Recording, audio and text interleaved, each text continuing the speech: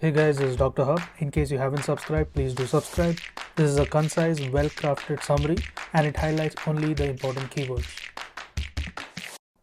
Stochastic hazards. So stochastic hazards, it occurs by chance, and they occur at any dose. So they occur at any dose. That is, it can be low or it can be high. So as the dose increases, the probability of recurrence increases. So dose increases, the probability of recurrence will also increase. Next, the severity is dose independent. So severity, it becomes dose independent. And looking at the example, what are the examples? The radiation induced cancer is an example. Radiation induced cancer will be an example. Then comes a congenital malformation.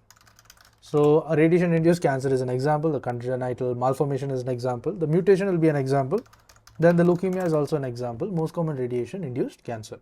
Then the PTC. PTC is nothing but the papillary thyroid carcinoma. It is the radiation induced thyroid cancer. Is the radiation induced thyroid cancer. The thyroid cancer.